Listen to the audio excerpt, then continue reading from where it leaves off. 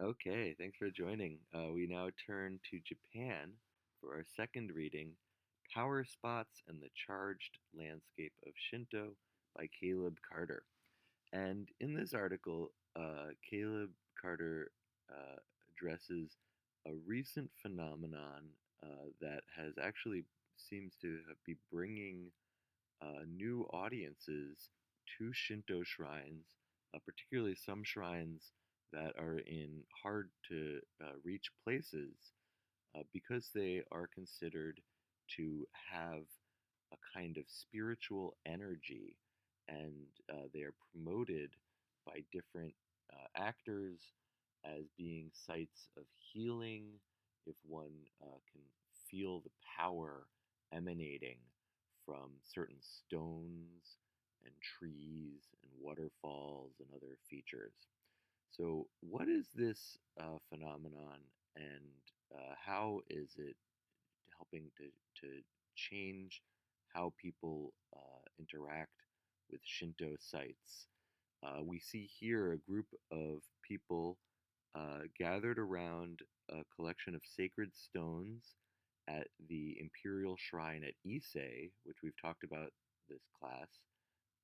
Right, it was reestablished in the Meiji period as having close ties with the imperial family and is now considered to be maybe the most important Shinto shrine in Japan. But rather than going to the main hall where the sun goddess is enshrined, or these people may still be going there too, but one of the other sites that they're interested in is this collection of sacred stones said to have this spiritual power. And you see the people holding up their hands extended to feel the energy rising out of these stones. It's one of the sites that Carter talks about in the article. So we see certain shrines with these increased number of visitors engaged in these new ritual behaviors. Here we see people touching a sacred tree, which a lot of times people are encouraged not to actually approach and touch these sacred spots that are surrounded by these traditional ropes. But we see now, trees where the bark is being worn down by people's hands who are seeking them out as pawaspoto. And they, as I mentioned before, they want to feel the energy, the energy coming out of these sites. And while not all power spots are at Shinto shrines, most of them are. And so we're going to take a look at why that is, um, who has constructed this kind of notion of shrines as power spots, and what's been the reaction by clerics, whether they're the priests or the shrine attendants at these sites. Okay, well, first of all, the idea of power spots comes out of the New Age spirituality culture of the 1970s and 1980s, which started, in the West, particularly the U.S. and the U.K. were very influential in this, but then has taken on its life of its own in Japan in the late 1980s and 1990s.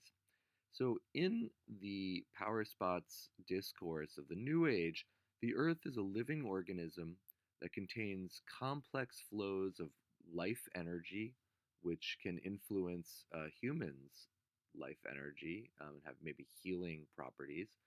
And while science does not really understand this energy, ancient people could feel it.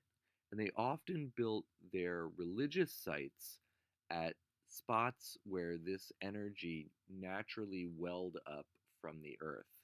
And it's often said that also the generations of people going to these sites also imbues it with a certain energy. So it's this combination of the natural power welling up from the earth and maybe also some resonance of generations of religious practice at that site.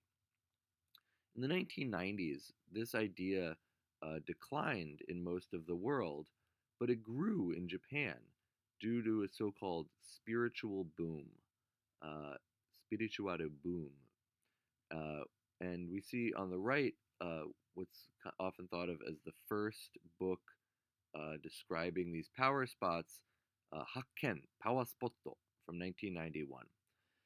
And this was part of a broader spiritual boom or spiritual boom that saw interest in a number of different practices and products.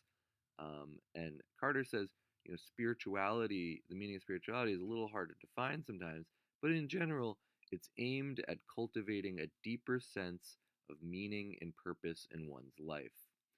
And some of the practices and products that were very popular in the 1990s and 2000s and continue to be so today, although maybe not as popular as they were, say, 10, 15 years ago, are a focus on healing or iashi. Uh, these people called spiritual counselors, spiritual counselor, who are able to speak with one's maybe ancestors, with one's guardian spirit, and give you advice on life based on messages from the spirit world. Spiritual care, or spiritual care, which is a way that many religious practitioners in Japan are reimagining their practices. For example, Buddhist priests also are giving counseling for people and trying to apply the teachings of Buddhism to make people's everyday lives more bearable and more pleasant and more meaningful. Um, and this is a new kind of application of religion since in the mid 1990s, around 1995, there's a very negative wave of opinion against religion. First, with the failure of Buddhist priests to respond meaningfully, or religious figures to respond meaningfully to the terrible earthquake that hit Kobe and the suffering that followed. And then from the terrible attack in the Tokyo subways by a new religious movement called Om Shinrikyo. Um, so religion had a very bad image, and some of this emphasis on spirituality and some of the rebranding of religious services as spiritualidad is part of a reaction to that negative sense. And one very important last component that Carter brings up about that influences the power spot movement is a new interest in nature that is tied in with the environmental movement, um, but also the sense that nature has a healing power. You may have heard of forest bathing, um, which has taken on a new kind of worldwide interest and is attributed to Japan. Um, there are other aspects of Japanese religion that have also seen increased interest in this time with their relationship to nature. One of these is the so-called path of austerities, Shugendo, that is undertaken by Yamabushi. I've mentioned them before in class, kind of shamanic practitioners who go to the mountains to get powers and then can use those powers to perform different rituals, including healing rituals. And many Japanese men, particularly living in cities, working ordinary jobs, will on the weekends now get together in groups and train as these kinds of religious professionals in mountain sites. So it's kind of a modern version of a very, much older practice. Um, Also, these sacred groves of trees at Shinto shrines have taken on new interest in this era, and shrines have maybe been rebranding to some extent around their sacred trees. This image is from a project about these sacred trees, sacred groves, and it asks, when the tsunami hit in 2011, it wiped out everything around, but why was this shrine protected? And the answer maybe is the power of the trees. So, in the power spot phenomenon, we see a diverse number of actors who are helping to reimagine Shinto shrines as power spots and practices such as pilgrimage to go to these shrines for spiritual and physical rejuvenation. Spiritual counsellor, such as the famous Ehara Hiroyuki, seen here on the right, advise their audience or their clients to seek healing in nature in general or at particular power spots. And here he is recounting his visits to particular temples that may not have, and shrines that may not have been well known before, but then see big upswells in visits because of the advice of this famous counselor. Travel agencies and bus tour companies have begun arranging trips to power spots, many of which, as I mentioned, are in hard to access settings, although some are in cities. One of the early famous sites is in the garden at the Meiji Shrine, and it's a well.